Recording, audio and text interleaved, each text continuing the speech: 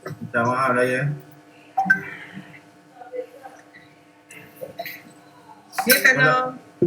Dia kalau dekat Zoom nampak. Kat Google Meet aku tak tahu kenapa tak nampak. Kalau Google Meet memang tak nampak. Unless kalau abang nak pakai dua skrin. Oh, patutlah. Nantilah aku beli. Tambah satu lagi. Oh, ya ke? Memang macam tu. Sebab saya pakai Google Meet untuk mengajar pun memang macam ni. Tambah satu lagi. Cakap Oh, esok cikgu. tu je. Kira cikgu. Tak ada lah. Saya ajar benda lain ke? Sendiri je aku ajar. Oh, ingat cikgu masuk. Oh, bukan. Buka pakai handphone apa lagi satu.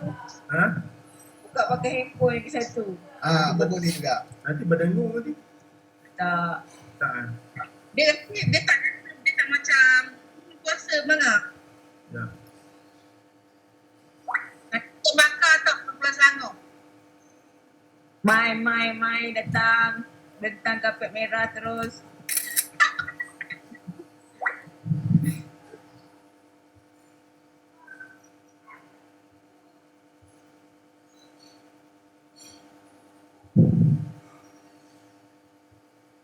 Baru nampak muka aku. Handsome muka abang tak? Nampak? Nampak. Aduh. Tapi muka korang tak nampak pula. Dah ready kalau nak start beritahu. Cuma Ada 24 orang ni rasanya dah. dah ramai. Dah ramai. Kita mula lah kan? Wah, Tak berdengung. tengah masuk lagi. Oh, dah ramai lagi masuk. Sekejap ya. Ada lagi yang nak masuk. Tak apalah, yang tu kau punya kerja. Bang, kalau berdengung tu adjust dekat handphone tu supaya unmute kan. Anyut, pandai Mute. kau.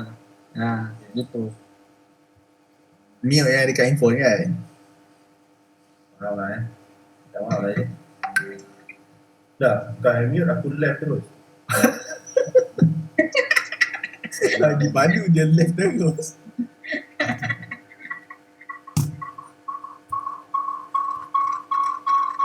Dah ada jadi macam tu juga dah. Tak payahlah. Tapi tak syok lah tak cakap. Tak dengar suara korang. Yelah. Kau dengar suara je dah bangga. Ya memang kau dengar je. Aku dah cakap seorang-seorang. Boleh start ke? 25 orang. Okey tu. Okey lah bangga. Boleh lakukan. Boleh lah. Assalamualaikum warahmatullahi wabarakatuh. Kita mulakan perjumpaan kita malam ini dengan umum kitab Al-Fatihah. A'udzubillahi minasyaitonirrajim. Bismillahirrahmanirrahim. Alhamdulillahirabbil alamin. Arrahmanirrahim. Maliki yaumiddin. Iyyaka na'budu wa iyyaka nasta'in. Ihdinas siratal mustaqim. Siratal ladzina an'amta 'alaihim ghairil maghdubi 'alaihim waladdallin. Ramai ada 25 orang, lebih 30 orang. Dia sebenarnya aku kalau dapat 3 orang pun aku okey lah sebenarnya. Dia tengok ramai-ramai sebab tu cakap tak payah tulis lah. Ni dah sihat belum? Nasir dah keluar dah? Dah. Ni ada kat sebelah ni. Oh tu lah aku nampak tu. Aku nampak lah ni pasal tu aku boleh tegur tu. Sihat Nasir? Ya, Alhamdulillah. Alhamdulillah kita doakan semua pada Abang Nasir kita. Apa kau kenapa? Batu karang. Batu karang. Nanti minggu depan second operation. Second operation. So insyaAllah lah kita doakan sama-sama semoga sahabat kita ni dipermudahkan segala urusan. Okey. Kita mulakan korang kalau nak tanya, okey, malam ni memang santai-santai saja pasal semua ni kita macam adik-adik semua. So santai-santai sahaja. Aku tak adalah nak propose sangat guna saya Ayu yang kata aku saja. aku gunakan aku. Kalau ada sebarang pertanyaan boleh terus direct yalah So malam ni, okey, slide ni memang aku presentkan dekat Chester minggu lepas Chester. Dia setiap leader ni kita orang kena present. So ini sedikit ilmu yang aku ada ni, so aku present lah pasal berkaitan tips pelabuh hartanah untuk newbie. So dengan harapan tak apalah go slide by slide So pengenalan diri ni masih ramai yang belum kenal aku lagi kan. Umur baru 29 tahun. Gelak kau ya je. Umur 29. Muda yang baru- amat. Betul ni. Betul. Ni serius. Ni cakap serius ni. Sekarang ni tinggal di Taman Desa Mas Ada geng-geng baru ni mungkin tak kenal Sekarang ni tinggal di Taman Desa Mas. Website hartanahrawan.com. Hartanahrawan.com ni siapa yang nak beli boleh deal, aku nak jual lah ni website ni. Apa nak jual domain berapa belum? Nak jual ni hartanahrawan.com ni yang kita nak berhijrah lepas ni, tak nak lah masuk Rawang lagi. Dah ramai sangat agent. Okey, pengalaman kerja tahun 2000 ni, cerita pengalaman kerja ni pasal aku nak ceritakan macam mana aku boleh kerja buat property lah bukan nak cerita apa-apa pun, tapi nak sharekan dengan you all macam mana aku beli property dan ke arah investment kan. So at least untuk yang muda-muda lagi, muda-muda ni advantage kat korang lah, yang muda-muda kan 28, 30, 32, 36, yang muda-muda memang sangat advantage dengan property. Tapi yang dah berusia sikit 40-an, 40 ke atas kan, dia akan jadikan ilmu untuk anak-anak. Faham kan? So mungkin pasal ilmu ni tak kisah di mana juga kita ni, maksudnya ilmu property ni kalau kita tak gunakan untuk kita boleh gunakan untuk family, untuk anak-anak kita. So tahun 2000 aku habis belajar di UTM tu, aku kerja di UIA sampai 2011 sampai 2011 kerja di UIA. Tapi in between tu 2009 je aku set up satu kedai buku tau. Kalau orang Rawang ni kalau tak pernah pergi kedai buku aku ni memang aku kecewa lah. Kedai buku aku ni kalau korang tahu tapi memang dah tutup lah. Dah tutup lama kan. 2009 ni aku set up, kalau korang perasan dekat Maidin, Bus Stand Rawang, okay, kan ada Pizza Hut kan, sebaris dengan Pizza Hut. Itu kedai buku aku yang mula-mula sekali. 2009 kita orang set up kat situ. 2009 dah set up kedai buku tu. Masa tu memang aku gamble lah. Aku buat personal loan 150. Ni lah cakapnya, bila kita bisnes tanpa ada ilmu bila kita bisnes tanpa ada ilmu, tanpa ada mentor, aku buat loan, personal loan 150,000 dalam masa 3 hari dapat, dan aku set up Setakat Nur Najman. Ingatkan bila set up bisnes ni, kita punya plan dulu, kalau dulu gaji 7-8,000, ingat nak dapat 15,000, 20,000 kan. Bisnes ni mesti kaya. Tengok di sebaliknya tahun sampai, tapi kita orang maintain sampai 2016 lah. Aku partner dengan adik aku kan, pasal adik aku buat, kita buat sekali. Tapi bila tahun 2014 tu, zaman senang kita, zaman kejatuhan aku 2014. Setiap orang mesti ada punya sejarah kehidupan masing-masing. Aku zaman kejatuhan memang 2014. Zaman 2014 ni raya tak raya, baju raya tak beli, semua lah tak ada, brand duit tak ada, RM5 dalam dompet macam-macam cerita ya. So tahun 2014 tu aku jumpa property. 2014 tu sebenarnya nanti slide seterusnya aku akan cerita. Maksudnya aku 2015 aku join jadi agent. Jadi agent tahun 2019 sampai sekarang. Dan sekarang ni dekat Chester Property lah. Okay. Yang ni aku nak just ni slide formal ni kan, pasal aku nak sharekan yang ni hanya pengalaman peribadi tak. Aku ni bukannya sifu lah apa, pengalaman peribadi, dan sebenarnya aku memang sharekan pengalaman ni pasal ini mungkin sedikit amal jariah aku untuk kawan-kawan member lah. Pasal aku rasa ruginya kita kalau kita tak ambil peluang untuk jadi pelabuh hartanah, sangat-sangat rugi. So at least malam ni kita boleh buka sikit minda kita. Sekarang kita dah jadi rent, kita buka minda macam mana kita nak ke arah pelabuh hartanah. Okay, malam ni perbincangan aku, kita akan bincang pada ada beberapa topik hala tuju rent. Kan kita semua rent kan ya. Siapa kita 5 tahun akan datang. Cuma sekarang ni aku santai sikit Kita nak fahamkan konsep simpanan dan pelaburan, memahami jenis pelaburan, memahami objektif pelaburan hartanah, rumah lelong atau rumah busuk, tips untuk pelaburan hartanah newbie untuk jadi pelaburan hartanah newbie ni aku sharekan nanti sedikit tips lah. So bonusnya bagaimana kita nak langsaikan hutang rumah dalam tempoh masa 10 hingga 12 tahun. Pasal langsaikan rumah ni memang aku personally buat 12 tahun saya rumah pertama. Rumah pertama. So malam ni dengan harapan malam ni kita dapat capai sedikit ilmu berkaitan dengan apa yang aku nak share malam ni. Okay, buku ni aku beli tahun 10-12 tahun lepas. Azizi Ali ni kalau korang Google, kalau dapat buku ni dulu aku beli RM4.5 je tak aku RM4.5 je aku beli. Ni Sekenun Najwa ke tu? Yang ni beli sebelum buka kedai buku pun. Masa kerja di UIA tu, masa kita kerja di UIA tapi berkaitan property ni kita ada sikit, bukanlah tak ada, maksudnya memang orang tua dulu cakap beli rumah.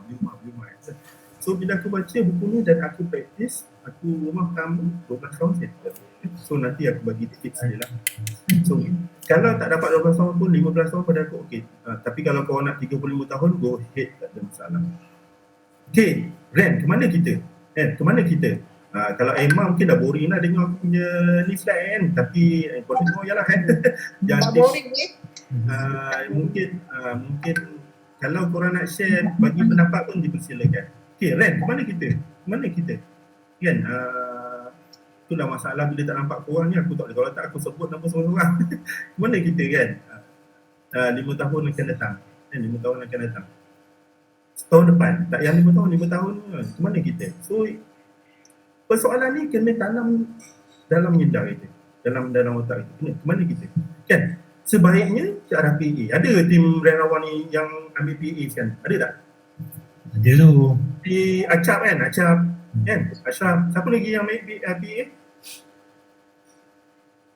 Cak ni kan? Ajak seorang. So ini salah satu ruang. So maksudnya kita ni kalau, yalah, tapi kalau dah tu macam si Abang M nasi tak payahlah kan. Dah tu bangga nak pergi belajar berdadah kan. Abancai. Semua kena ke laut dah kan. So peluang, maksudnya option pertama kita ke arah nak belajar macam ni kan, nak belajar. Saya pun nak belajar. Peluang kan. Tapi option kedua, kita ada bahagian kedua, kita boleh jadi investor. So memang ada dua cabang yang aku nampak. Kita rent, boleh jadi REA, nak buka setup agensi sendiri, ataupun ke arah investor. Ada dua cabang dua cabang. Ataupun sampai ketua kau nak jadi rent pun pada aku tak ada masalah. Sampai ketua jadi rent. Ada isu tak ada isu. 3-4 bulan lepas aku jumpa Ku'e dengan bukan Amoy, Aso, umur 60. Steady lagi kan dia time jadi rent.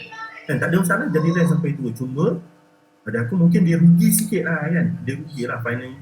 Pasal at the end of the day, kita punya objektif semua. Objektif kau jadi rent ke, kau jadi investor ke, kau jadi REA kan. Kita nak financial freedom. Kita punya bebas kewangan. Kan masing-masing punya big why lah, masing-masing punya matlamat financial freedom, betul? Okay, kenapa kita perlukan bebas kewangan? Kenapa kita kena bebas kewangan kan? Dan aku yakin aku dulu join agent pun pasal masa kau pun ada macam-macam masalah pasal kewangan. So bila aku join jadi rent dan kita nampak matlamat kita antaranya bebas kewangan. Betul tak? So dekat malam ni pun kita kena audit kita punya kewangan keluarga. Audit. Korang kena audit. Aku 2014, 2015, 2014 dengan sahaja. 2016, 2017 tu bila dah jadi rent tahun kedua ke tahun ketiga. Aku cakap terus terang, 3 tahun aku jadi rent, 3 tahun ni kerja aku dia bayar hutang. Tahun 2015, 16, 17, kita bayar hutang. Tapi bila kita dah start, kita dah nampak potensi income jadi rent ni, so kita dah kena buat audit, kita kena audit. Kenapa aku cakap kena buat audit? Satu, kita kena tahu kedudukan kewangan kita sekarang. Kita kena tahu, okay, so sekarang ni kita punya income berapa?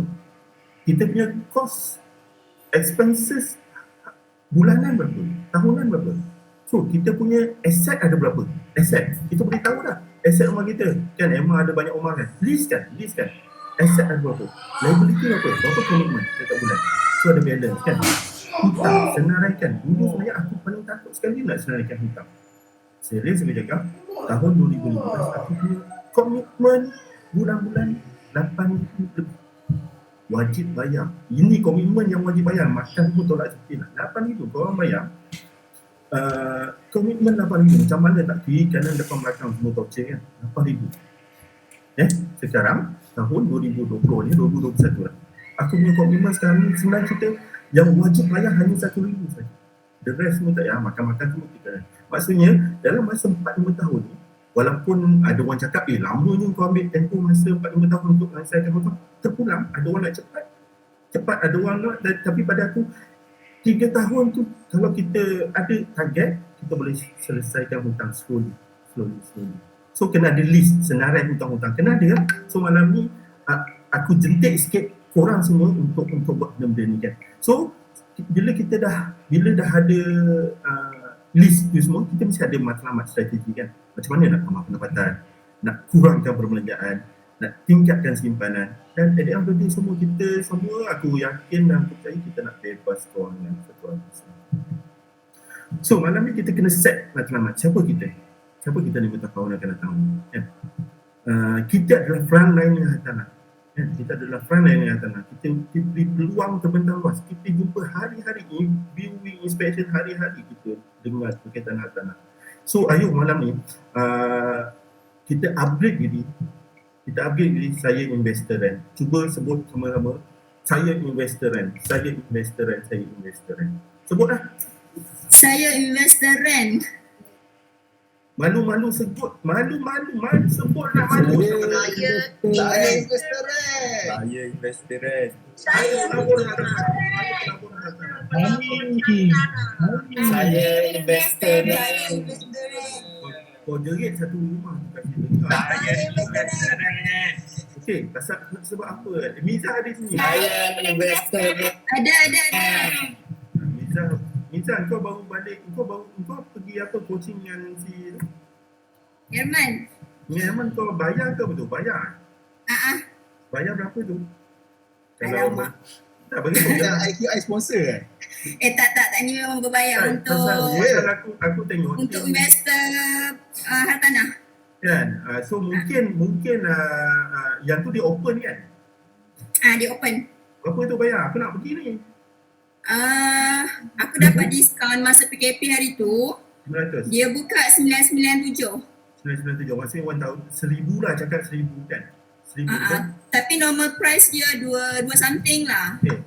Sangat interesting. Sebenarnya benda-benda ni ilmu yang malam ni pun aku offer 599 murah. PO je lah abangan dekat Adinas. Betul. Dekat Adinas je lah. Tak, okey. Cisnan je tu, Sangat Cisnan. interesting, bagus. Aku tengok Miza, cakap, ingatkan Miza pasal dia kan sekali aku tengok, ada juga tim-tim lain kan. Cakap, ini mesti dia open untuk yang buat property.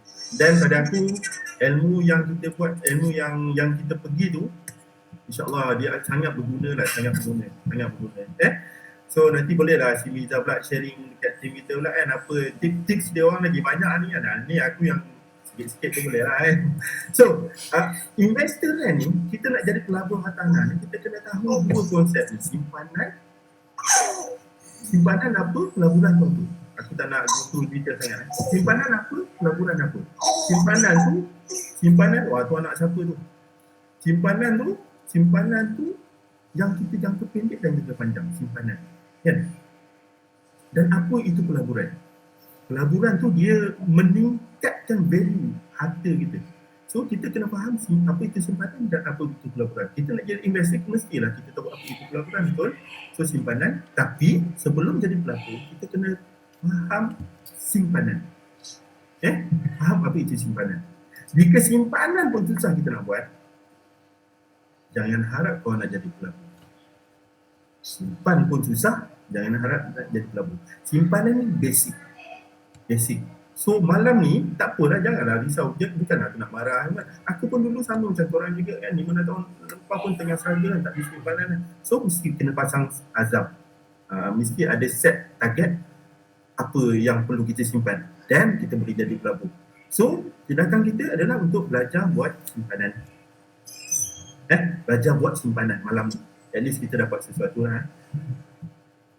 Malam tadi siapa dengan faketnya? Saya. Apa lagi dengar? Saya.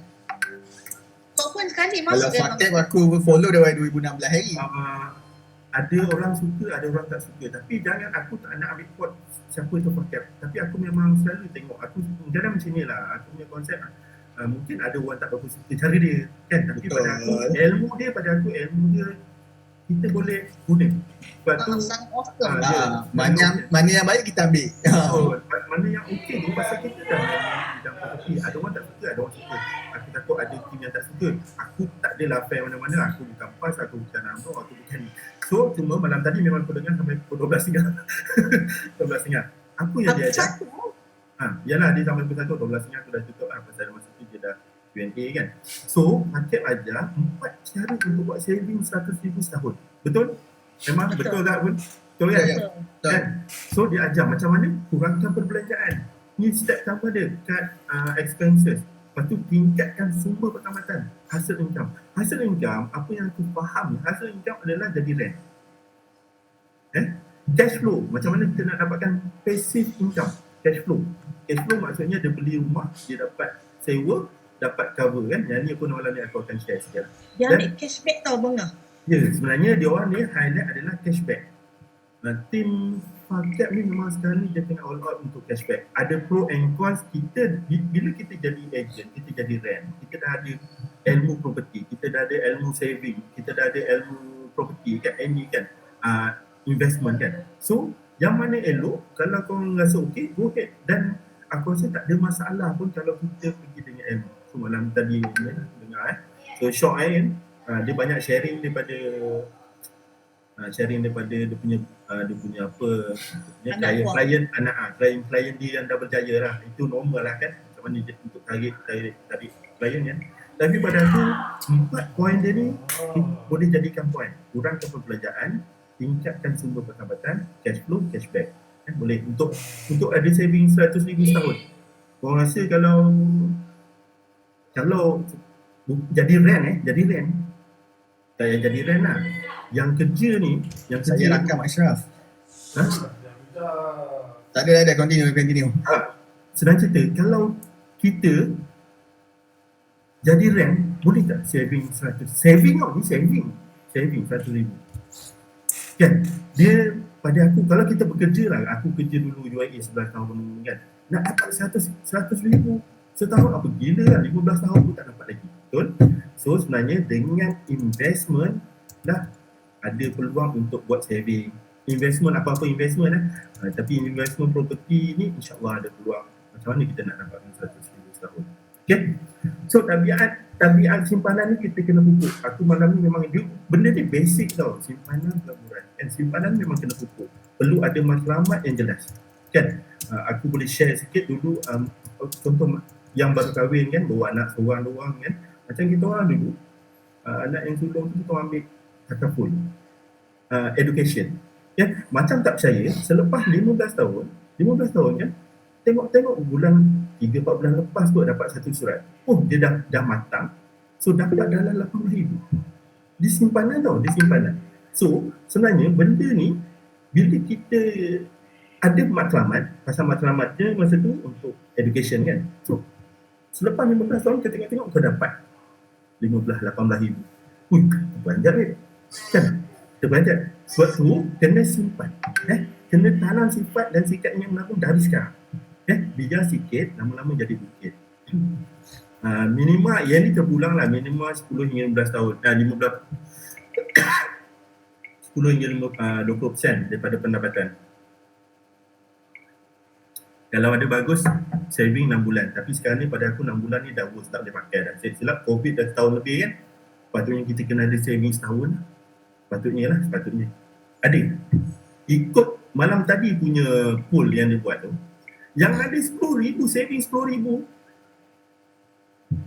Berapa persen saja? Yang ada atas 10,000. The rest, 60-70% hanya saving 10. Yang tu benda ni semua kita boleh tanya, jawab sendiri, buat audit kewangan keluarga masing-masing dan kita tahulah di mana kita sekarang. Jangan risau bila kita tahu kita berada di mana dan kita tahu ahli tuju kita. Okay? So, pelaburan bila dah konsisten, bila kita dah konsisten buat simpanan dan kita upgrade jadi pelabur. Bila dah konsisten saving. Sebab tu aku tekankan belajar simpan dan kita baru jadi pelabur. Pelabur guna duit lebihan, bukan guna duit simpanan. Okay. Straightforward, pelaburan ada banyak jenis pelaburan, tanah, emas, saham, ESG, kan, semua. Tapi pelaburan ilmu yang terbaik. Lepas tu aku respect untuk macam Nizah pergi pada aku. Cantik. Walaupun kadang sayang nak keluar 1,000 kan. Malam tadi kalau siapa nak join Far Capital paling murah pun 2,000, 199 kan. Lepas tu yang update sikit kat 4,000 lebih, kat 5,000. Kan? Tapi aku lebih kan, tapi aku tak join lah pun kan. Kita tak join lah pasal kita tahu dia punya trik ni kan. So Dulu dalam 2,000 ke tak silap aku. Kan? 2008 tahun 2016 lah. 2014, 15, 16. Yes. So sekarang ni ilmu Pedai ni.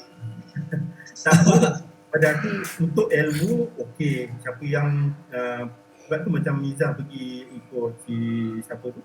Siapa Miza? Memang baik. Elman kan. Elman pada aku okey. Untuk knowledge pada aku itu pelaburan yang terbaik kan. Pasal tanpa knowledge kita akan melanggar mana-mana kan. Melanggar mana-mana. So macam-macam pelaburan pun pelaburan yang pada aku kena terbaik kan. Tapi perlu ingat jangan letak semua telur dalam satu bakul kan. Kita ada pelaburan MAS, kita ada pelaburan hartanah, kita ada ASB, kita ada tabung haji. Jangan semua kau ingat contoh-contoh kau dah jadi rent kan. Okay, semua main property investment lah. Dah, jangan. Satu kesilapan yang besar. Jangan letak semua dalam property. Kita kena upgrade. Kita kena pergi beli emas pun perlu. Tabung haji, simpanan. Yang tu simpanan. Takkan anak kau sakit, kau perlu jual rumah. Maksud dia macam itulah kan. Kena leverage lah. Dia kena pelbagai. Leverage. Saving ada, tabung haji ada pasal kita nak haji, kita ada ESB pun ada, property ada, emas ada, semua pelbagai. Cuma ada yang tempat yang tu kita lebihkan. Contoh macam kita bidang property. Why not kita lebihkan pada property 50%, the rest tu 30%, 20%, tak okey. Kan? Maksudnya masih leverage semua bidang. Macam emas ni, share sikit, aku pun selama ni tak pernah beli tongkol emas. Selama ni tak pernah beli. Tapi bila last year punya PKP PKP 1 tu, sale meletup kan. Sale alhamdulillah ramai yang top brand, top agent ni dia meletup kan. So masa tu aku nak beli property aku tak ready. Tak ready. So apa yang aku buat? Aku beli ni jongkong emas. Simpan jongkong tak setiap dapat komisen beli emas. Pasal kita nak beli property kita tak boleh masa tu aku tak ready. Kan tahun lepas pun tak ready lagi ni. Tahun lepas baru ready sikit kan. So beli mana? Beli emas. Tak rugi ya. So setiap duit emas ni kalau aku nak share sikit, setiap kan kita jadi rent ni kita dapat komisen daripada lawyer kan. Duit lawyer tu memang aku terus beli emas. Duit lawyer yang dia bagi referral kan 30%, 40% tu aku terus beli emas. Itu sebagai simpanan. Dan aku dah tak berapa simpan cash. Pasal aku rasa simpan cash ni macam dah value dia dah tak ada. Pada aku advantage siapa nak buat simpanan, simpan kat emas better. Kan? Cash tu perlu untuk emergency kan. Kalau setakat nak keluarkan 2-3 ribu, cash ada 5 ribu kan, standby lah 5-10 ribu standby cash. The rest tu mungkin kita boleh tukar pada emas. Emas pada aku pun interesting untuk 5 tahun punya investment. So, Nanti aja bang yang emas tu. boleh, tak ada masalah. Okey, pelaburan hartanah ni dia ada macam-macam objektif. Okey, yang ni topik yang penting sikit lah. Dia ada pelbagai objektif. Dia ada cash flow, dia ada capital appreciation, capital gain, dia ada flipping, dia ada cashback, dia ada refinance, dia ada pecah lot tanah dan ada macam-macam. So tapi untuk malam ni aku sharekan 3 benda ni apa yang memang aku buat dan aku pasti si Aini, Rizal semua dia orang dah biasa dah buat kan. Dia hotel si Emma pun dah biasa buat kan, yang Indi semua dah memang dah biasa main game-game ni.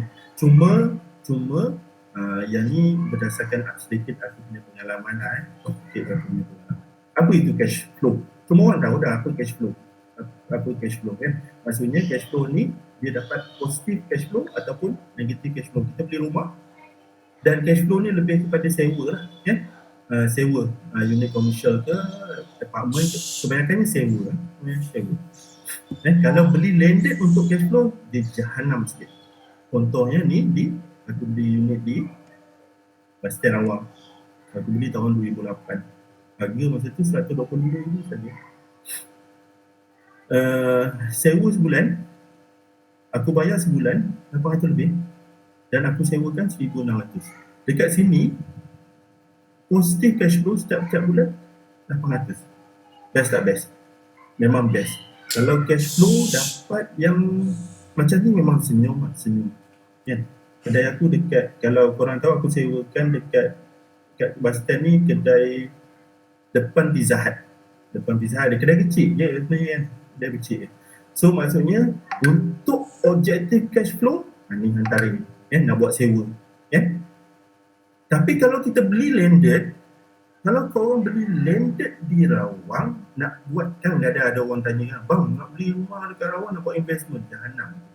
Pasal cash flow dia tak positif, dia negatif cash flow.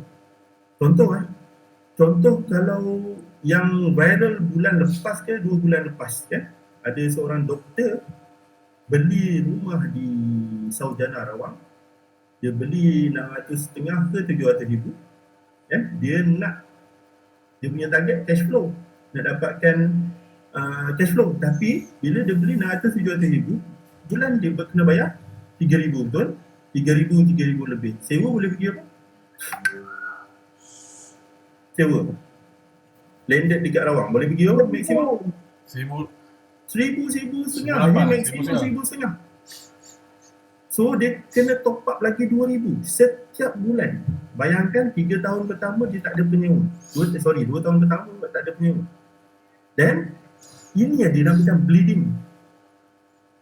Kan? Dia beli salah matlamat. Sebab tu bila kita nak jadi investor ni, kita kena tahu apa objektif kita. So satu, malam ni kita ajar cash flow. Macam mana nak kira cash flow? Bulanan, bayaran bulanan contohlah sewa bulanan 1,000 kali dengan 12 bahagi dengan harga beli. Kalau ROI dapat 6%, 7% cantik. Kalau dapat bawah tu kena top up. Dapat 6-7% memang cantik. Okay, clear cash flow. Okay, yang kedua adalah capital gain, capital appreciation. Capital appreciation ni rumah yang biasa kita duduk kan. Biasanya dia peningkatan harga hartanah pada masa hadapan. Maksudnya kita beli hari ni, dia tingkat berapa? Itu kita panggil capital gain. Maksudnya kalau tak ada penyewa pun kita masih okey, steady lagi. Kita boleh bayar lagi kat bank. Jangan sampai kena lelong lah. Biasanya rumah ni, capital gain ni kalau kita duduk sini. Dan okey. Contoh kalau kita beli rumah kat Rawang, corner lot, harga 600,000, kan kena bayar bulan-bulan berapa? 3,000 kan. Tapi pasal kita duduk, okey. Pasal dia ada value dia akan naik 5 tahun, 10 tahun, 15 tahun akan datang. Yang ni kita panggil capital gain. Ni rumah pertama aku beli di Taman Desa Mas ni. Dulu harga ni 2005, 95,000 saja. Tahun lepas aku dah jual. Harta rumah, harta-hartaku sudah aku jual semua. Tahun 2020, tahun lepas aku jual 300,000. Nampak dekat situ berapa jenis keuntungan. Dan rumah ni lah aku settlekan hutang dalam masa 12 tahun. Nanti aku share yang jelas. Okay, unit ni aku beli corner lot ni 195 saja.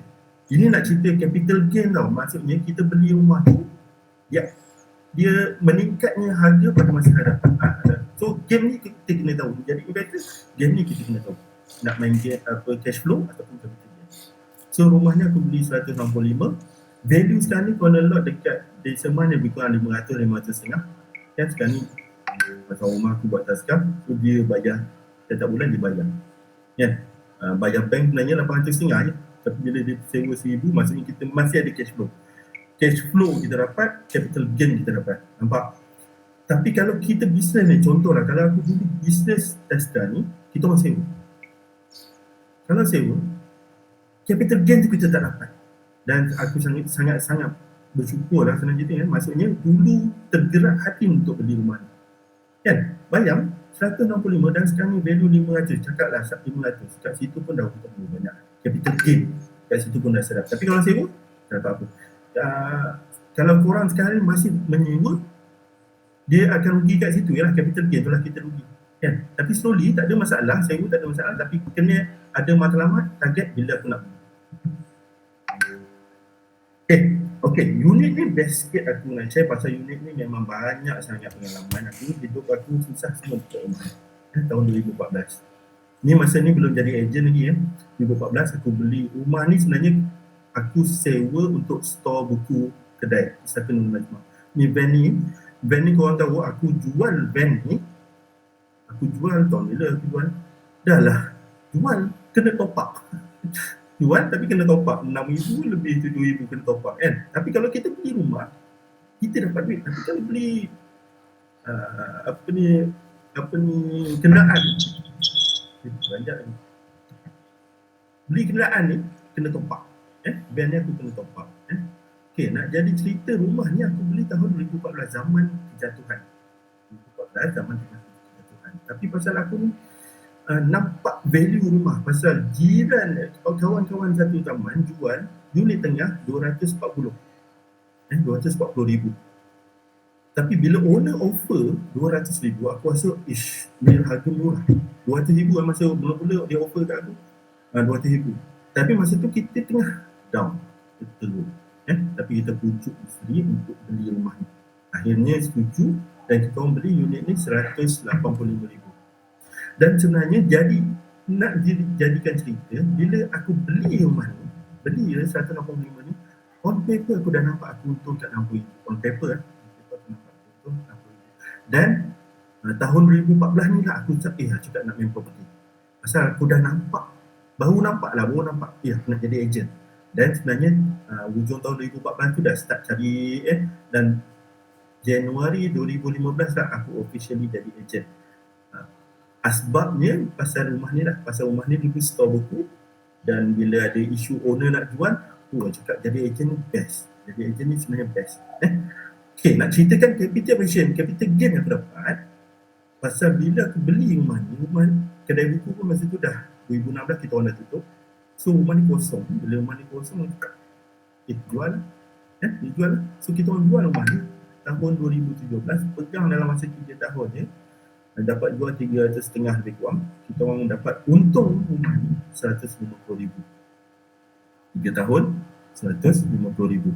Tak besar, tapi aku rasa dia rumah ni lah yang jadikan investment pertama kita orang, dan kita orang beranak kan. Dan korang selepas aku dapat 150,000 ni, kita orang perasan kan, kita orang duduk beli unit Pangsapuri Desa Mat ni. Sebenarnya adalah hasil keuntungan daripada aku jual rumah ni. 150,000 aku terus beli. Terus beli rumah ni. Aku beli 150 pun untuk investment, pasal memang bila kita dalam industri rent, kita dah nampak boleh ni kan. Sebenarnya 2017 tu aku baru terfikir nak ke arah investor lah, pasal aku ingat lagi Ishak tu datang office 2017 ke 2018 macam tu. Ishak ada datang office bagi talk pasal lelong. Tapi dekat situ aku dah sembang pasal investment kan. Dan tahun 2018 aku beli unit ni 150,000. 2 tahun je aku duduk rumah ni. 2 tahun duduk. Tahun lepas juga aku jual 235. 2 tahun dapat 85,000. Kau nampak tak? Bukan nak cakap ni, sebenarnya bila kita main property investment ni, kalau main jual ni maksudnya setahun aku nampak setahun boleh dapat 50,000 satu biji lah. 50,000. Dia punya capital gain dia 50,000. Kan? Tapi kalau unit Pangsapuri ni, kalau korang baru beli sekarang, contohlah kadang-kadang tengok lagi, alamak abang beli ni dapat untung. Korang beli sekarang, aku rasa dia punya nak naik capital gain dia mungkin kena tunggu lagi 10 tahun. Kan? Sebab tu right time sekali, banyak property yang below market sekarang ni, maksimum boleh jual pun 23, 24 kan. Dia tak boleh, harga dia tak boleh pergi dah. Sama macam landed dia semua, dia tak boleh pergi 3,5, 3,6 dia dah maksimum. Ini nak cerita capital gain. Jadi kita dah faham lah tadi, cash flow satu, capital gain. Best tak best main capital gain.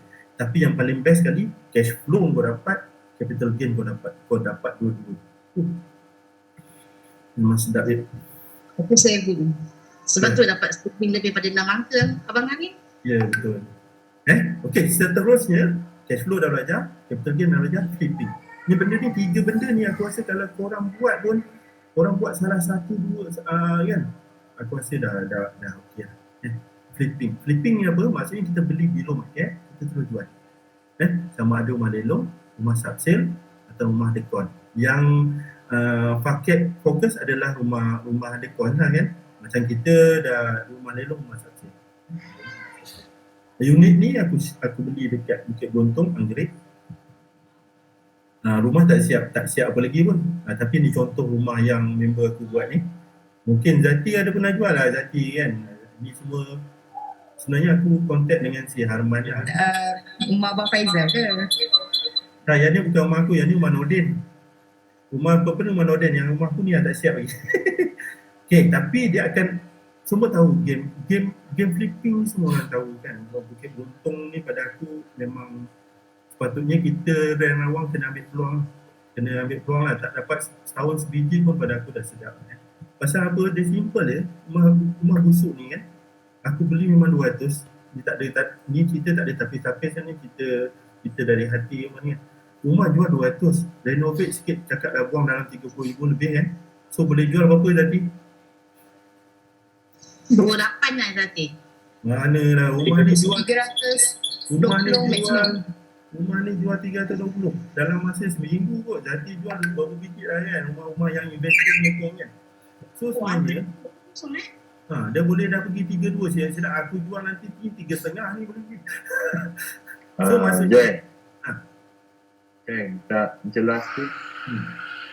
Tanya sikit, kalau rumah macam yang flipping ni, dia punya kadar keuntungan dia selepas tolak modal semua berapa tu dia dapat? Ni nanti aku akan kira slide seterusnya. Tengok berapa kadar keuntungan dia. So kasarnya pun kalau kau beli 200 dapat jual 300, kasar 100. Tapi yang tu tak masuk reno lah. Kalau cakap kasarnya reno kau buang dalam 30,000, biar lawyer bapak 50,000. Satu biji kalau dapat 50,000 pun dah senyum lep. Satu biji, kalau kau buat 2 biji. Okay, nampak flipping punya game. Dan aku rasa kita kena rebut peluang lah kan, rebut peluang. Selain daripada tu, main lelong pun aku main lelong pun aku tak tekankan yang pasal PGT tu 3 rumah kan. 3 rumah dia dapat wave kan untuk tahun ni. Ya. Sebab tu aku dapat kan? Aku dapat semua. Sebab tu aku memang target. Sebab tu aku banyak jual rumah tahun ni, pasal tahu RPGT punya tu lah kan, dapat keuntungan 3 biji kan. So sebab tu aku jual semua harta dunia ni, semua dunia punya ni. Tak, maksudnya macam tu lah. Sementara pasal aku nampak harga dah stagnan, tak boleh pergi lah. Contoh kalau di Semah ni, rumah aku 3.5 ni dah macam maksimum lah. Kalau aku nak tunggu 500,000 10 tahun lagi. So jual dan aku cari benda yang baru ni kan, dapat jual. So flipping selain pada rumah subsale tadi tu, kita ada rumah lelong. Rumah lelong pun aku rasa ambil lah peluang kan. Aku first belajar rumah lelong ni dengan Rizal dan juga Aini. First kali aku bid, aku ingat lagi bid. Rizal ada, Aini ada dalam ni. Ada tak orang? Rizal dengan Aini lah. Ada tak? Tadi nampak rasanya kat ini dia ni. Oh tak ada, aku nak kutuk ni. Ada. Okey, tak jadi kutuk. Sebenarnya orang yang pertama aku bid belajar dengan Rizal dan juga Aini. Orang pun aku rasa kena belajar dengan dia orang. Diorang ni family lelong. Memang betul-betul lelong. Memang banyak sangat pengalaman aku dapat melalui diorang. Lepas tu dah macam yang ni rumah ni. Yang tu kita jadi ejen lelong. Kan menjadi ejen. Buat sharing lelong. Sebenarnya lelong ni bila aku sebenarnya orang cakap macam tertampar diri tau. Pasal bila jadi ejen lelong tu kan. Ejen lelong aku dapat 2,000 je kan. Kita dapat gaji kita, komisen kita 2,000 je.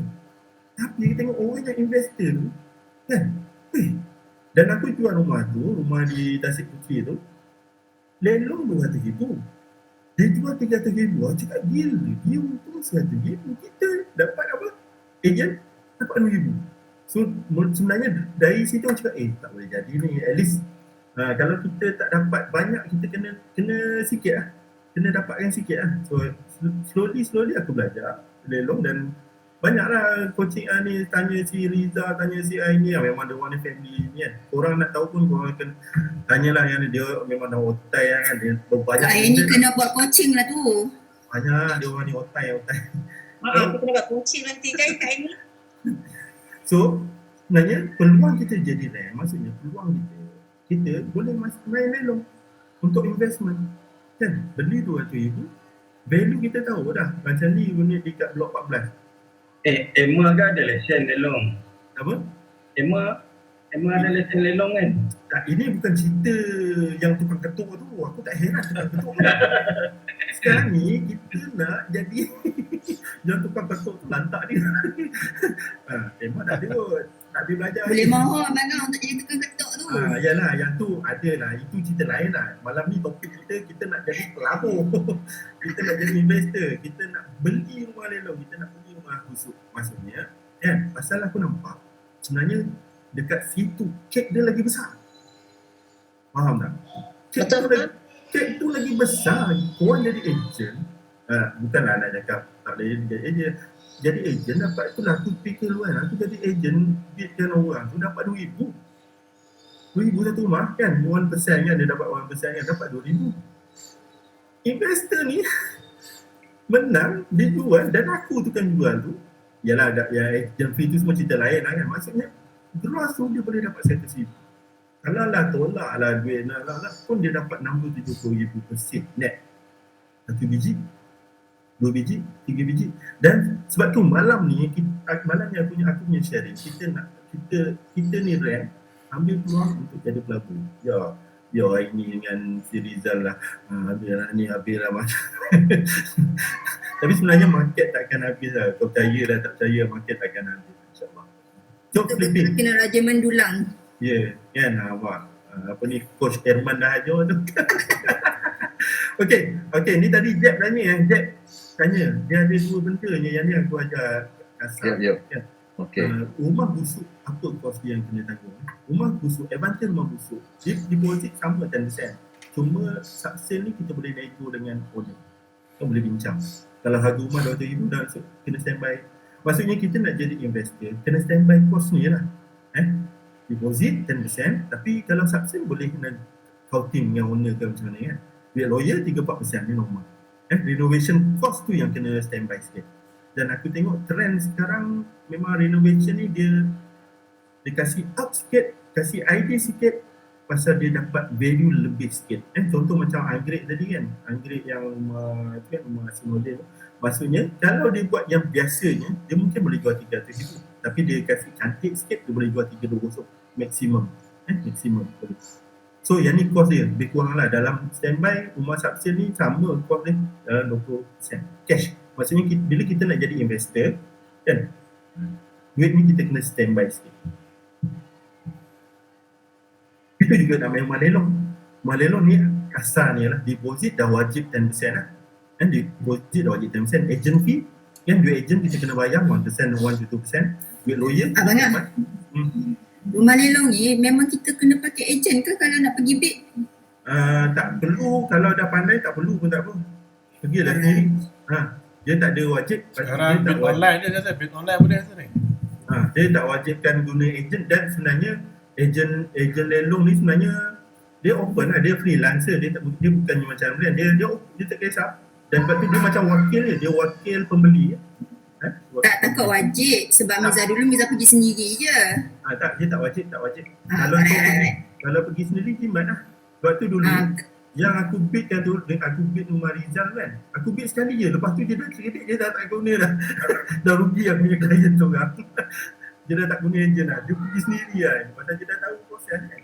Jadi dia dah tahu proses, dia pergi sendiri lah lepas tu kan. So masing-masing macam ni lah So yang tu kena standby lah. Tapi kita reservekan cost tu. Deposit, duit ejen, duit lawyer, duit Duit maintenance ni kalau in case kalau ada tunggakan-tunggakan biasanya aku standby dalam 5%. Renovation terpulang, renovation cost ni memang ada yang kalau rumah teruk tu memang kena standby. Kalau satu rumah tu, kalau rumah busuk tu memang kena standby 30,000 lah. 30 lebih. So dekat situ dah tahu dah kalau rumah 200,000, kalau rumah lelong ni kena standby lebih sikit 30%. Rumah lelong memang kena standby cash lebih sikit. Pasal kalau contohlah tunggakan kita kena bayar dan kita tak bayar, proses dia akan jadi lambat lah. Pasal kita rumah lelong ni kita tempoh masa tu kita kena kejar 90 hari ke 120 hari kan. Kita kena kejar.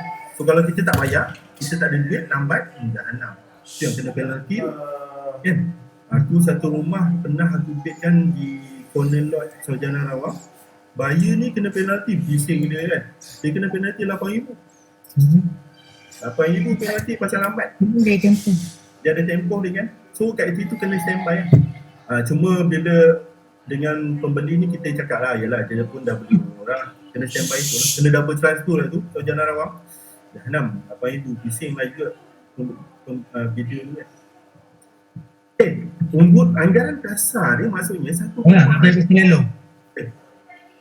kalau aku tak boleh jawab, Riza boleh jawab, Aini boleh jawab, siapa yang tahu boleh jawab kan?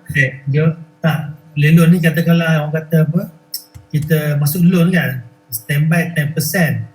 Kalau loan tak lepas, burn tu macam mana? Burn Kecuali kalau kau kena buat personal loan lah. Burn terus. Boleh personal loan ke, boleh cari cash ke, memang kau kena set, dia tempoh dia contohlah 90 hari tadi kan. 90 hari tu kena settle kan. Kalau tak settle, clear. Alright, clear. Burn terus tu. Keuntungan kasar, aku rasa kalau korang keuntungan tu plus minus lebih kurang je. Dia punya keuntungan kalau beli lelong atau beli subsale. Tapi aku rasa nampak lebih ke arah subsale lah. Lebih ke arah subsale. Sebab tu kalau kau tanya aku, sama ada kita nak main rumah lelong ataupun rumah busuk subsale ni, kalau korang tanya aku lebih nombor satu, kalau tak ada pilihan, dia dulu ada pro and con tapi rumah busuk ni pada aku lebih fair. Pasal deposit boleh kau tim, boleh bincang dengan owner kan. Kalau lelong memang nak fix lah. 10,000 lepas tu advance cash kena lagi strong kan. Maksudnya lelong atau rumah busuk, of course yang terbaik rumah busuk kalau nak yang ni. Tapi kalau ni belasah je lah, dulu boleh, tak ada masalah. Tips ni dah nak akhir dah ni. Tips ke newbie, cari dah tambah ilmu pelaburan kan, nak jadi investor kan tambah ilmu, cari mentor, kawan lah, kena sembang dengan Aini, dengan Rizal, pasal dia orang ni memang dah otai lelong, jadi dah ni ada ni geng dengan kawan-kawan investor, kawan lah dengan pelelong-pelelong kan, ramai dekat luar tu kan, baik-baik lah dengan dia orang semua kan. Bengar, sekarang ni kalau rumah busuk lagi berbaloi lah, macam Bengar cakap tu. Rumah lelong ni tengoklah nasib. Ya, sekarang ni ramai orang berebut. Leader ramai sangat. Ya, betul. Maksudnya rumah yang memang cantik, harga tambah itu dia. Dia kena tengok juga ada lelongan kali keberapa tu. Kalau lelongan kali pertama, dia lebih kurang macam harga subsale je. Betul, tapi permintaan betul pun sekarang dah tinggi. Kalau dia lelongan kali yang ketiga yang harga drop banyak sikit kan. Tapi ramai orang masuk. Ramai lah. Lagi satu kadang-kadang bank pandai main juga. Dia buka harga rendah, ramai orang masuk. Betul. Bila buka harga tinggi, kurang sikit lah orang masuk. Tapi kan saya nak tanya bang, Kak, dia kalau macam retail price tu, dia tentukan macam mana? Dia berdasarkan loan yang orang yang kena lelong tu ke, ataupun market price on the current? Sekarang ni aku tengok banyak bank-bank ni nak lelong dia ikut market value dulu. Pasal dia nak try maksimum dulu. Ya betul, dia akan ikut market value. Lepas tu kalau tak ada pembida untuk kali pertama, dia akan turun 10%. Turun lagi 10%, turun lagi 10%. Bukan ikut Biasa loan kena, apa semua tu. itu yang kena tahu tu dia lelong kali ke berapa.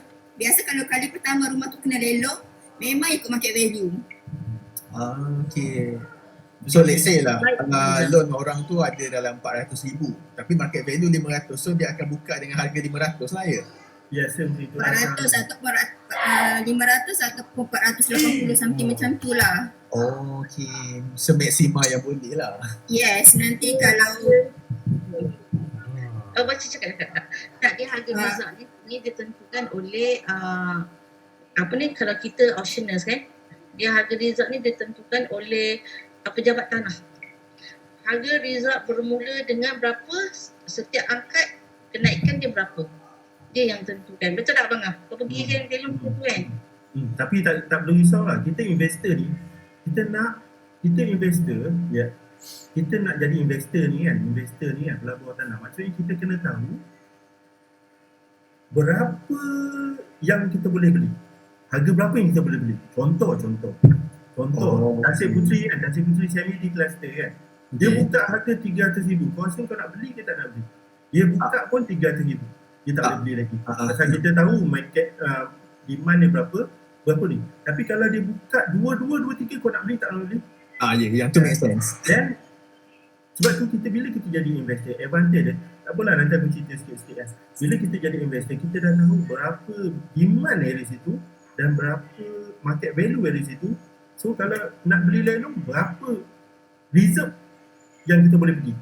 Contoh kalau 2.5 boleh pergi tak boleh pergi. 2.5 masih okey sebab kita boleh jual 3.5. Betul? Dekat situ yang tu kita kena tahulah. So tips dia, mentor ni memang kena kawan. Korang kena kawan dengan geng-geng hotel-hotel lelong ni semua. Sebab kata Rizal tadi, memang lelong ni sekarang ni dah bersepah dah orang. Yelah macam ni lah. Sekarang ni dah 50 orang lagi tambah investor lelong ni. Dah Rizal tak boleh dah nak harga Rizal dia. Kan? So set target, kita nak main game apa? Nak main game cash flow, kau nak main game capital gain, kau nak main game flipping, nak main rumah busuk, nak main rumah lelong. Kena set target apa game kita. Okay. Profil kewangan kena cantik lah. Profil kewangan kena cantik. Kalau kita nak main sendiri, kena sediakan DSR lah. DSR kita kena cantik. Tak payah aku ajar DSR tu macam mana. So korang semua dah jadi dan dah tahu kira kelayakan berapa, kira buat declare income tax sebaik-baiknya. Aku pun baru tahun ni taubat nasuha income tax MR. Ada siapa-siapa lagi yang dah declare income tax jadi rank? Tapi yang ada buat? Belum lagi, tak ada masalah. tak lepas mengang. Apa pada aku okey. Pada aku bila seseorang tu, bila korang ada target, dan pada aku okey, tak buat tahun ni tak apa, tahun depan. So macam Izzah, pasal dia dah pergi coaching kan, tahun depan dia nak buat. So sebab tu kita kena tahu kita ni 5 tahun akan datang ni ke mana ke arah kita kan. So macam aku 5 tahun dah jadi rent, baru nak declare income tax tahun ni kan. Ini pun selepas ditazkirah oleh 2-3 orang kawan-kawan kan, kau ni nak beli rumah. So sebenarnya kalau jadi investor, target dan peluang masa hadapan tu pada aku lebih cerah lagi lah. So kenal pasti trusted JV. Okay, yang ni point aku sebenarnya bila kita tak ready, aku tahun lepas tak berapa ready lagi, financially tak berapa ready, dan kita JV partner, kita cari boleh buat 50-50, 60-40, 70-30. JV maksudnya contoh lah, kau nak JV dengan adik-beradik kan, guna nama dia tapi financially korang, so 70-30. Pasal guna nama dia saja, duit semua duit kita, semua kos duit kita, guna nama dia saja 70-30. Tapi kalau guna nama dia, dikeluarkan duit untuk renovation saja 50-50 kan, so 60-40. Tapi kalau dia keluarkan 50%, guna nama dia, dikeluarkan 50%, kita pun keluar 5%, 50-50. Sebab apa kita juga kita adalah property expert. Maksudnya rumah semua kita cari below market value semua kan. Rumah, condition dan apa-apa 50-50. Kita punya kekuatan adalah dari segi property. Partner, JV partner kita tu adalah dari segi profile dia. Ini kalau case profile kita tak cantik, sebenarnya tak ada isu. Kalau profile kita tak cantik, JV. Okay, cash in hand nak jadi investor memang kena standby 20-40%. RM50 kena ada lah, sedap lah. Kalau rumah RM200,000, orang memang kena ada modal RM50,000, RM50,000 kena ada. Pasal macam-macam lah, deposit, duit reno, kena ada cash in hand. Macam mana nak ada? Itu yang aku cakap tadi, saving dulu, kena belajar buat saving dulu. Dan bila dah start dapat satu budi, kau beranak, sebenarnya duit tu dah ada lah kan, RM200,000, sekali gua dapat RM200,000, sekali gua dapat RM200,000, gua dapat tu cash, semua cash. Tinggal beranak dan sampai satu tahap aku confident, aku yakin 3-4 tahun kalau kau main ni, 5 tahun boleh dapat cecah $1 million. Cash in hand. Kena pasti faktor pemilihan tanah. Yang ni tadi macam si apa tanya tadi kan, macam mana nak jadi ni kan. Faktor korang dah memang expert. Kan pastikan kita dah tahu lokasi, kita dah tahu demand, kita dah tahu kondisi rumah, kita dah tahu dia punya environment, jiran, kawasan kejiranan, semua kita dah tahu. Dan sebenarnya aku rasa lah, pasal aku dah main dekat Bukit Beruntung dan juga aku dah main dekat Tasik Butri. Apa advantage dia? Dua-dua ni ada pro and con. Dekat Bukit Beruntung pada aku memang best main untuk invest. Sebab freehold. Bila freehold, proses dia cepat. Pasal kita invest, kita nak duit tu cepat. Beranak. So bila dapat duit cepat, sedap kita terus next project. Dapat untung, terus project. Dan pada aku advantage, kalau kita semua round semua serang Bukit Beruntung. Tapi Bukit Beruntung untuk capital appreciation tu okey kan, sebab dia freehold kan. Kita nak flip je babe. Okay, flip. Kita nak main flip, kita main flip kan. Pada aku main flip, kau jangan cerita cash flow. Kalau cerita cash flow, bukannya di situ cash flow kena cari dekat mana wang semaju tu dah, kat situ main cash flow. Capital appreciation tuan dua semua kan. Capital appreciation ni pun dia lambat. Untuk on stay okey. Ini kita cerita perempuan flip. Pada aku memang capital appreciation 5 ke 10 lah. Ya. Kau nak kaya yelah, tapi semua orang nak kaya cepat kan. Semua orang nak kaya cepat sikit. Flip adalah yang memang best untuk cash. Sebab tu advantage kat Bukit Beruntung pasal dia freehold. Leasehold dekat Tasik Puteri, Semah okey sikit lah. Leasehold dekat Tasik Puteri, isu dia kan macam-macam kan, double transfer kan, macam-macam proses dia lambat. So dekat situ bila kita jadi investor, game kat situ yang dia kita nak pusing duit tu lambat sikit kan.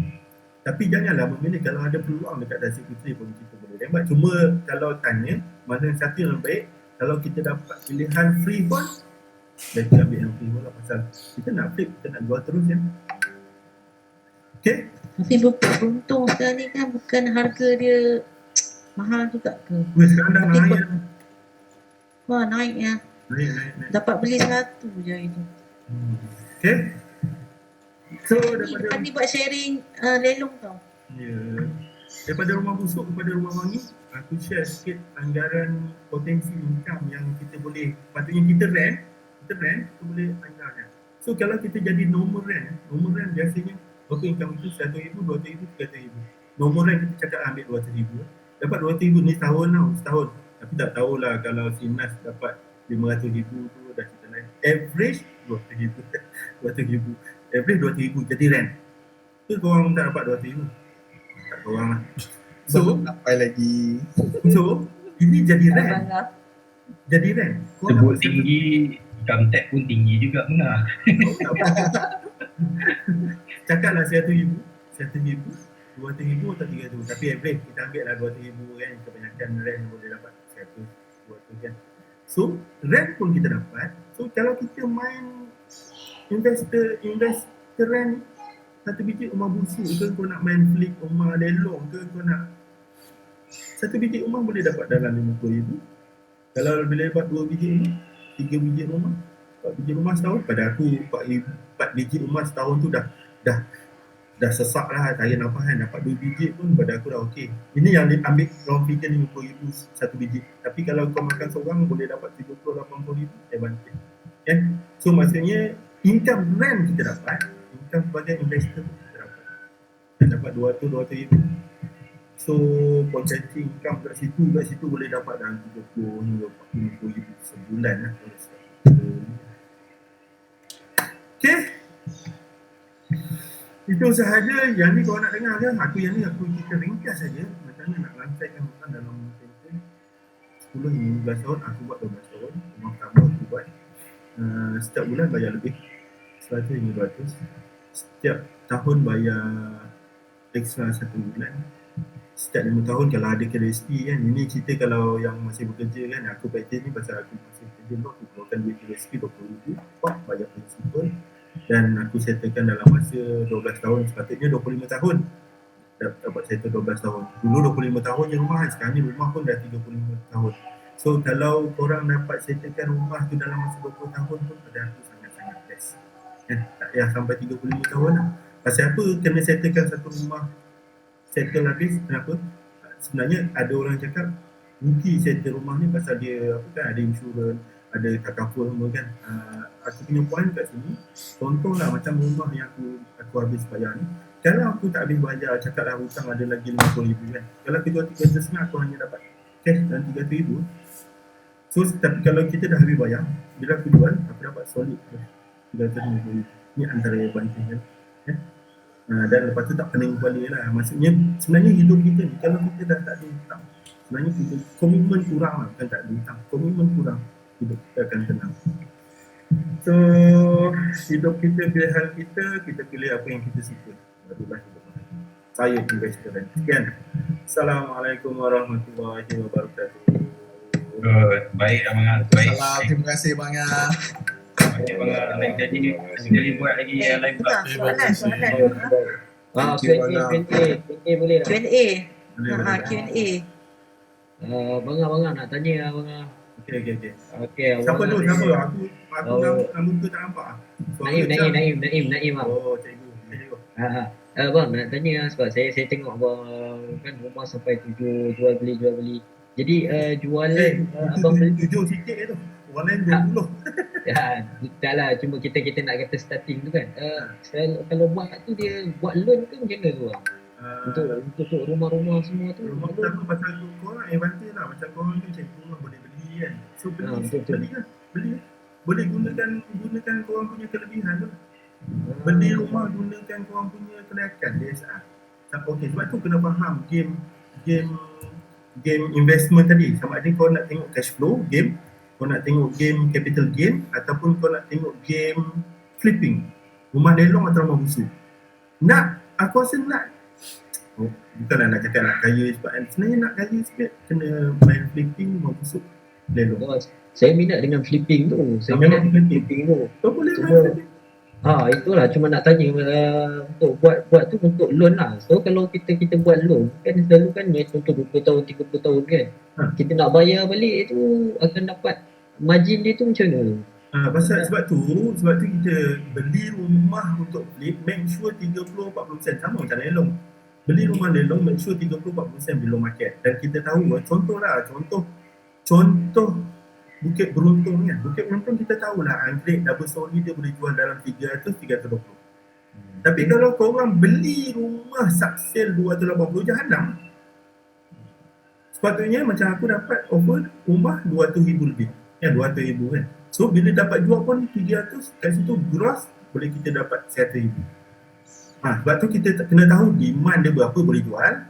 Dan kita kena tahu dapat rumah subsale yang harga best. Kalau tak dapat rumah subsale, kena main lelong. Okay. Dan make sure kita tahu berapa harga, demand dan berapa reserve price yang kita. Memang kalau nak beli untuk invest, kau beli untuk invest below 10% market value jangan. Dia kena 30 minimum, 30-40%. Okay. Terima kasih. Tolong. Terbaik. Okay kan? Ada lagi soalan? Nak tanya pasal flipping. Flipping. Okay, kalau macam flipping kan saya tak pernah buat lagi flipping lah, tapi tak apa yang ni belajar. Nak tahu sebab flipping kan kalau kita buat loan. So Yelah, prosedur lah. Adakah Proses sama. sebelum kita start bayar tu kita dah boleh jual rumah tu? Macam mana? Tak, proses dia tak sama. Okey, kalau soalan kau tanya aku ni, ada orang yang berani, ada orang yang berani, contohlah rumah lelok atau rumah busuk ni dia buat sama. Kalau rumah tinggal ada orang berani, dia masa dia beli tu dia terus dia buat kan, renovate kan. Cuma aku, yalah rumah tak banyak sangat lagi, aku memang tunggu settle proses tukar nama kita tu dan baru kita renovate. Bila renovate, Yalah. bila kita renovate, sebab tu aku cakap advantage ni kalau rumah freehold. Kan freehold, Okey. freehold kita beli proses baru 3 bulan kan. 3 bulan settle tukar nama kita.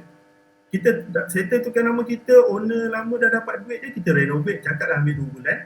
Kat sini repayment dah kena bayar dah kan. Repayment tak apalah. Tapi kalau freehold jual balik 3 bulan tu kita dah settle.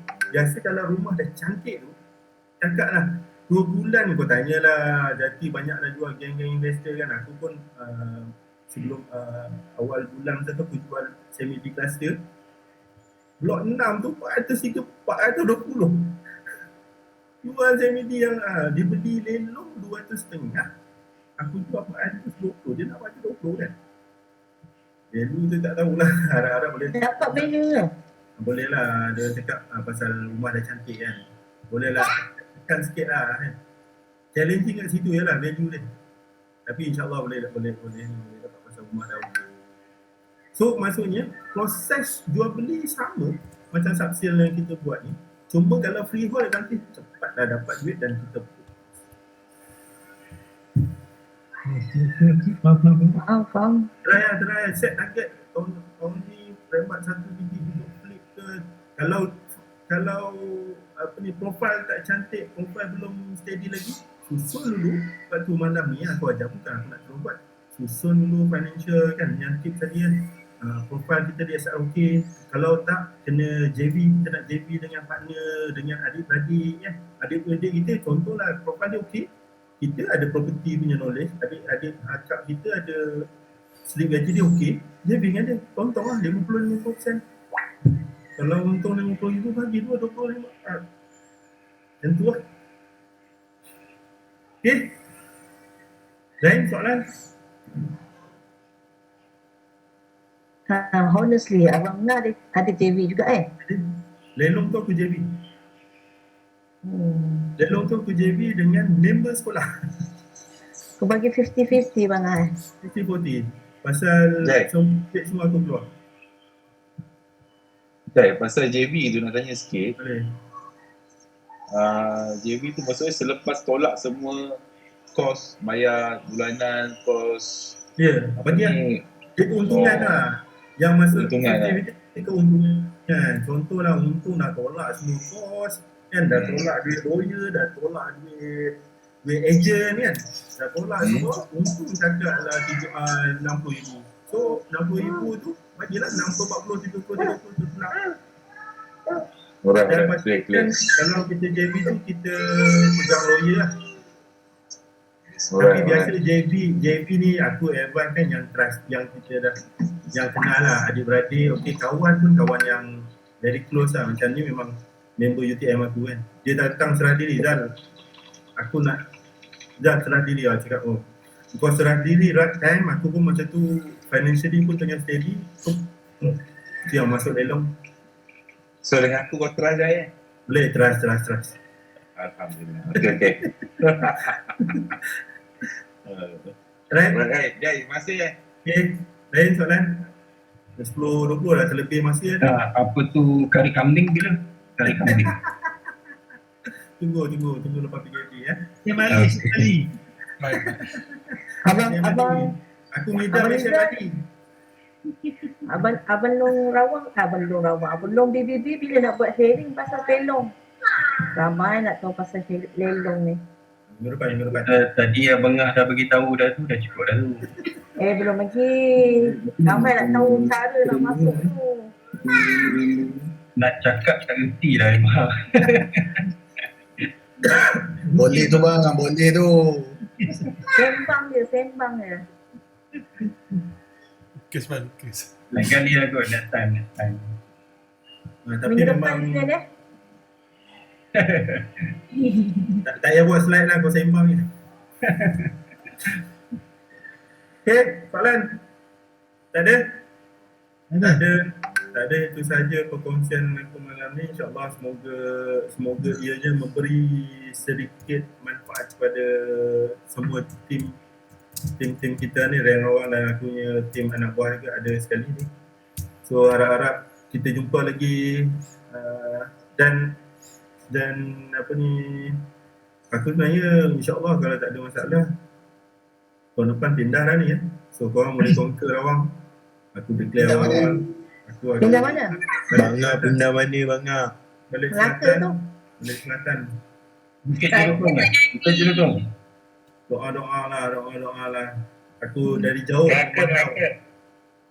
memantau geng-geng di Rawang sentiasa di hati share. So sebab tu aku beri nak share ni, kasi inilah sumber sedikit apa ilmu yang ada lah kan.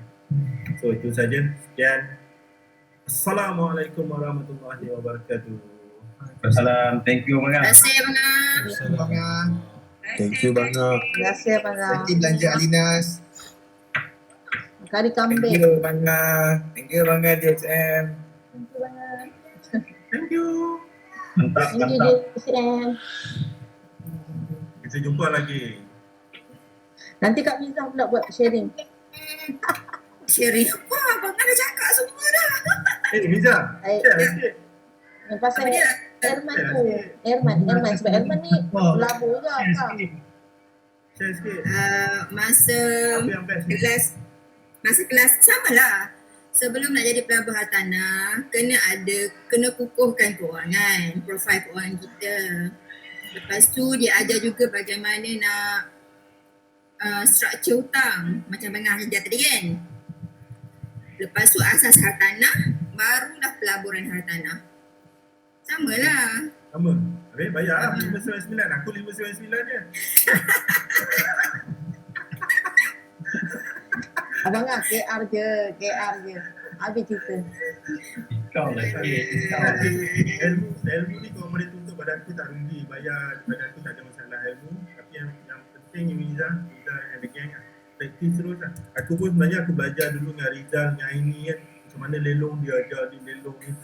Niza sebenarnya dah koyak rabak tau tak? Kewangan memang kena susun balik profil ni. Kau tak payah cerita Miza. Sebenarnya aku 5 tahun lepas, pun kau boleh bayar 8,000 setiap bulan kena ni. 8,000. Dan dalam masa 4 tahun aku boleh settle. Sekarang ni aku hanya tinggal 1,000. Yelah bila kita jadi pasal kita dah tahu list hutang. Kau list ni kena list kan. betul-betul. List kan, walaupun memang kau list. Bila kau list tu kau rasa apa gila dah rapat. Tapi bila kau orang tak list lagi kau orang ngarut nanti. Bila kau list baru kau tahu macam ni dan kita tahu nak settlekan mana tu snowball dia konsep lah kan. Ya Bangga. betul-betul. Bangga. Dia kau cerita pasal earn income tu. Yelah kan dia orang kan yang pasal fakar kita kan dia cerita pasal hasil income. Aku tak tanya Hasil apa income. hasil Dia income ni. sebenarnya hasil income apa yang aku faham. Hasil income yang aku faham hasil income ni adalah kan bila jadi klien dia, bila jadi klien kau boleh jadi rent juga tau. Kau boleh jadi agent. Kau boleh jualkan rumah-rumah dia orang. Itulah hasil income dan dia orang dapat commission. Bila ada tenant kau carikan tenant kau dapat jual. Itu hasil income. Oh, Rent- itu yang rent. cakapnya. Bukan bila kita jadi klien far capital tu maksudnya kita boleh jual rumah-rumah dia dan commission pada kita. Asal ramai sangat yang terdia pasal cashback kan. Aku takut tak pasal cashback tu. Duk menggaji-gaji juga lah. Kau tanya ni lah si Rizal terror bapak tu.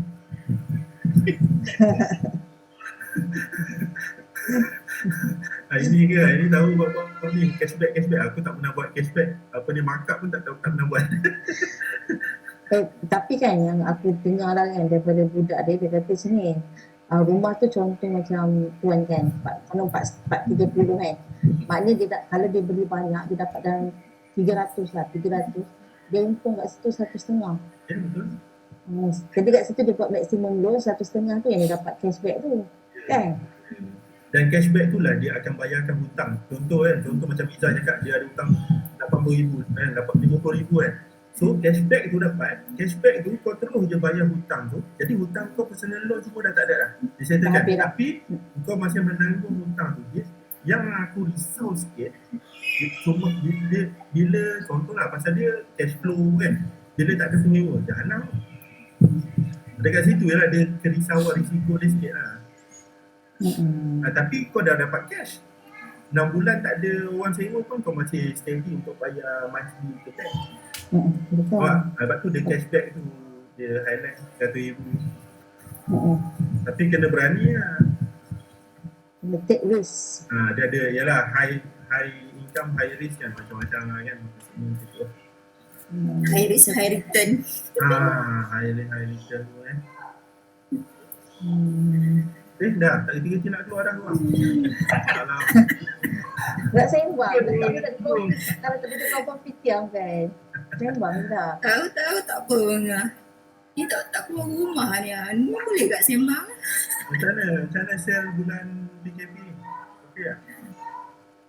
Alhamdulillah. Kita boleh keluar.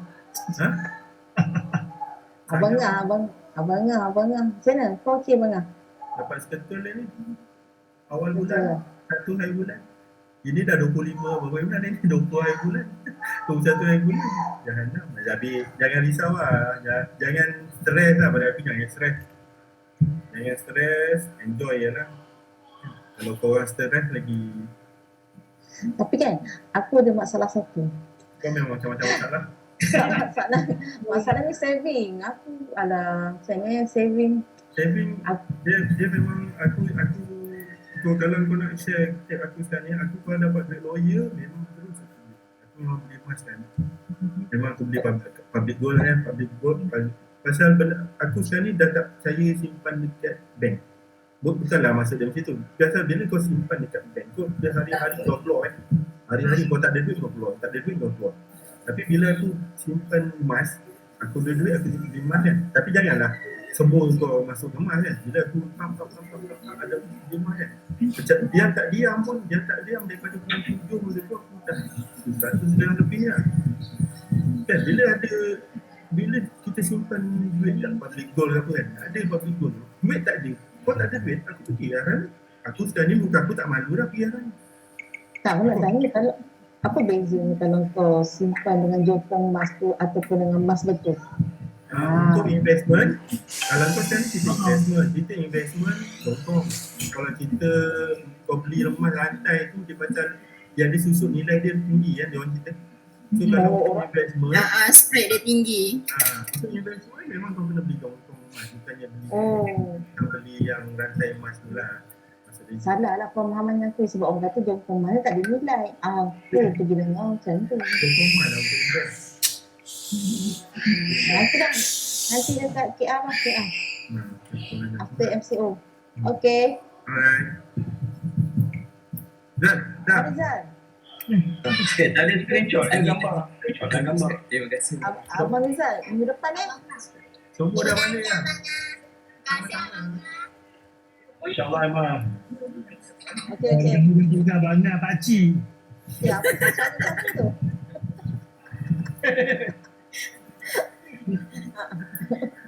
Siapa tu? Dah ambil gambar. Korang dah ambil gambar. Bukan, aku screenshot sekejap. Dah ramai dah left. Ni tak keluar lah buka. Dah. Tadi ramai juga. Tadi 30 lebih juga, 30 juga tadi lah. Ren awak macam dia pakai. Awal rambut. PKP. Cepat ramai ambil gambar. Alah, aku pakai handphone lah. Siapa pakai laptop? Kamu pakai laptop? Haji pakai laptop tak? Aku tak pandai buat ni. Tak pandai nak. Nak screenshot nak. Laptop nak screenshot kat mana? Kat terti. Agak pakai print screen tak? Print screen kat mana? Okay, aku ambil gambar. Bukan gambar. Dah gelap ni. Ya. Kita satu. Ya. Cepat lah. Lama aku senyum ni. Okay, 1, 2, 3. Okay, lagi sekali ya. 1, 2, 3. Salah gelap. Alright, okay.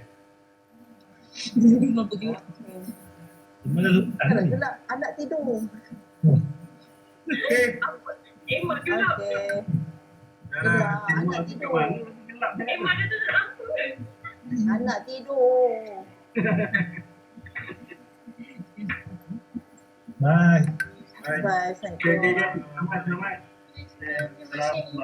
Okay Wanga, terima kasih banyak. Abi Atul pun ada. Okay, terima kasih. Terima kasih. Terima kasih Wanga. Nak lain macam mana?